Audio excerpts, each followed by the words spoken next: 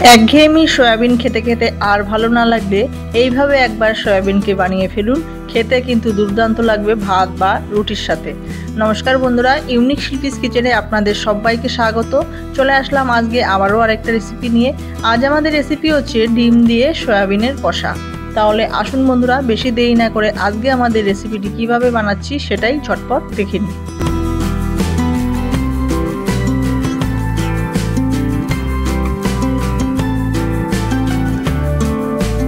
রান্নাটি করার জন্য দেখুন বন্ধুরা, এখানে আমি 150 গ্রাম মতো সয়াবিন নিয়েছি।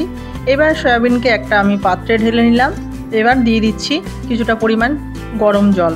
গরম জলের মধ্যে আমি সয়াবিনটাকে 20 থেকে 25 মিনিট মতো ভিজিয়ে রাখবো। আপনারা চাইলে 5 মিনিট মতো সেদ্ধও করে নিতে পারেন। আমি আর সেদ্ধ করছি না, আমি গরম জলের মধ্যে 20-25 মিনিট ভিজিয়ে রাখছি। তো দেখুন ভিজিয়ে এবার এটাকে আমরা ঢেকে রাখছি। তো চলুন এবার 20 থেকে 25 মিনিট পর চলে আসলাম। দেখুন সয়াবিনগুলো কত সুন্দর ফুলে বড় হয়ে গেছে। এবার সয়াবিনের মধ্যে যে একটু জল রয়েছে, ঘোলা জল, সেই জলটাকে ধুয়ে একবার করে ধুয়ে নিলাম। ধুয়ে পরিষ্কার জলের মধ্যে রাখলাম। রেখে এবার সয়াবিনগুলোকে ভালো করে চেপে অন্য একটি পাত্রে রেখে দিচ্ছি। সয়াবিনের মধ্যে জল থাকলে খেতে একদম ভালো লাগবে না, তাই খুব সুন্দরভাবে চেপে চেপে জলগুলোকে বার করে নিচ্ছি। তো দেখুন সব সয়াবিন থেকে জল ভালো করে চেপে নেওয়া হয়ে গেছে। এবার এই সয়াবিনের মধ্যে আমি দিয়ে দিলাম 2টো ডিম, আর দিয়ে দিচ্ছি পরিমাণ মতো লবণ, আর দিয়ে দিচ্ছি সামান্য একটু হলুদ গুঁড়ো, আর দিয়ে দিচ্ছি ঝালের জন্য স্বাদ অনুযায়ী লঙ্কার গুঁড়ো, আর দিয়ে দিলাম 2 চামচ মতো সর্ষের তেল। তো সব কিছু দেওয়া হয়ে গেছে। এইবার সয়াবিনটাকে আমরা ভালো করে ডিম দিয়ে মাখিয়ে নেব। তো এইভাবে ডিম দিয়ে সয়াবিন বানালে সয়াবিনটা কিন্তু খেতেও দুর্দান্ত হয়, আর সয়াবিনের যে একটা গন্ধ থাকে সেটাও লাগবে না, আর খেতেও ভালো লাগবে। তো দেখুন ভালো করে সব কিছুর সঙ্গে সয়াবিন মাখিয়ে নিলাম। এবার 5 মিনিটের জন্য এটাকে সাইডে রেখে দিচ্ছি। এবার চলুন রান্নার প্রসেসে চলে যাচ্ছি। এইদিকে আমি কড়াই বসিয়ে দিয়েছি। দেখুন কড়াইটা গরম হয়ে গেছে। এবার কড়াইতে আমি দিয়ে দিচ্ছি সয়াবিন ভাজার জন্য পরিমাণ মতো সর্ষের তেল। তো দেখুন তেল দেওয়া হয়ে গেছে। আমি সর্ষের তেলেই করছি রান্নাটা। এবার তেলের মধ্যে আমি দিয়ে দিচ্ছি 2টো মিডিয়াম সাইজের আলু। আলুগুলোকে আমি ডুমো ডুমো করে কেটে নিয়েছি। এবার আলুগুলোকে একটু আমরা লালচে করে ফ্রাই করে নেব। আলুটা যাতে ভালো করে ফ্রাই হয় তার জন্য আমি এর মধ্যে সামান্য একটু লবণ দিয়ে নিলাম, আর একটু হলুদ গুঁড়ো দিয়ে নিলাম। এবার আলুগুলোকে সময় নিয়ে একটু লালচে করে ভেজে নেব।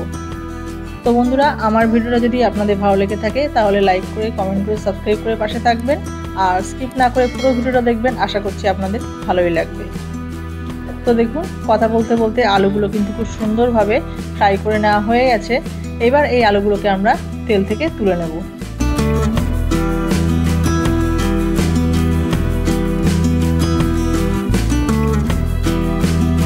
আলুগুলোকে তেল থেকে তুলে নেওয়া হয়ে গেছে। এইবার যে তেল আছে সেই তেলের মধ্যেই যে সয়াবিনগুলোকে আমরা মাখিয়ে রেখেছিলাম সেই সয়াবিনগুলোকে আমরা একটু ফ্রাই করে নেব।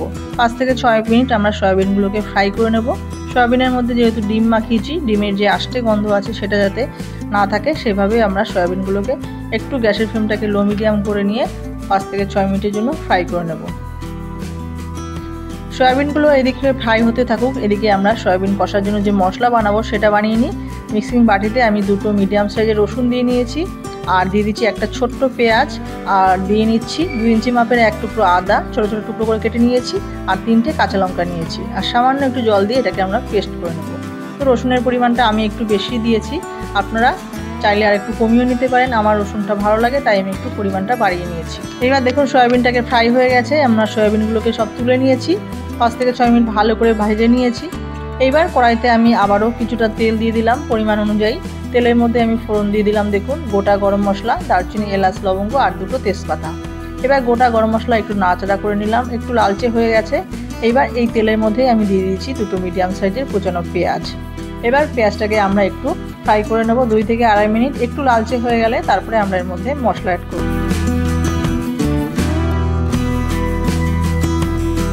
তো দেখুন বন্ধুরা, পেঁয়াজটা কিন্তু একটু লালচে করে ভেজে নেওয়া হয়ে গেছে। এইবার আমরা এর মধ্যে অ্যাড করে দিচ্ছি যে আদা, রসুন, পেঁয়াজ, কাঁচা লঙ্কা পেস্ট করে রেখেছিলাম। সেই আদা রসুনের পেস্ট আমরা পেঁয়াজের মধ্যে দিয়ে আবারও আমরা এই মশলাটাকে একটু সময় নিয়ে কষিয়ে নেব। আদা, রসুন, কাঁচা লঙ্কার কাঁচা গন্ধ বেরিয়ে গেলে তারপরে আমরা এর মধ্যে বাদবাকি মশলাগুলোকে অ্যাড করব। তো দেখুন বন্ধুরা, কিছুক্ষণ সময় নিয়ে মশলাটাকে কষিয়ে নিয়েছি। আদা রসুনের কাঁচা গন্ধ বার হয়ে গেছে। এইবার আমরা এর মধ্যে অ্যাড করে দিচ্ছি একটা মিডিয়াম সাইজের টমেটো পেস্ট। আপনারা চাইলে টমেটো কুচিও দিতে পারেন। আমি টমেটো পেস্ট এর মধ্যে অ্যাড করলাম। এবার টমেটো পেস্টটাকেও আমরা একটু কষিয়ে নেব। সুন্দরভাবে কষানো হয়ে গেলে তারপরে আমরা এর মধ্যে শুকনো মশলা যেগুলো আছে সেগুলো অ্যাড করব। তো দেখুন বন্ধুরা, মশলাটা কিন্তু খুব সুন্দরভাবে কষানো হয়ে গেছে, মশলা থেকে কাঁচা গন্ধ বার হয়ে গেছে।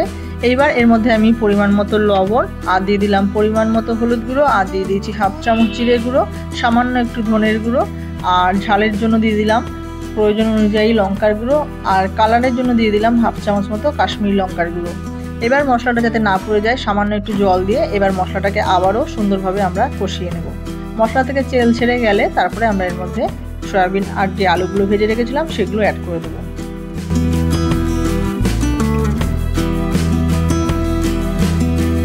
তো দেখুন বন্ধুরা, মশলাটা কিন্তু খুব সুন্দরভাবে কষানো হয়ে গেছে, মশলা থেকে তেল ছেড়ে দিয়েছে। এইবার এর মধ্যে আমরা অ্যাড করে দিচ্ছি যে আলুগুলোকে ভেজে রেখেছিলাম সেই আলুটা দিয়ে মশলার সঙ্গে আবার একটু নাড়াচাড়া করে নিচ্ছি। আলুটা মশলার সঙ্গে ভালো করে মেশানো হয়ে গেছে। এইবার এর মধ্যে আমরা দিয়ে দিচ্ছি যে সয়াবিন ভেজে রেখেছিলাম সেটাকেও অ্যাড করে দিলাম। এবার আলু, সয়াবিন আর মশলাকে আমরা আবারও 2 থেকে 3 মিনিটের জন্য একটু কষিয়ে নিচ্ছি। সুন্দরভাবে কষানো হয়ে গেলে তারপরে আমরা এর মধ্যে জল অ্যাড করে দেবো।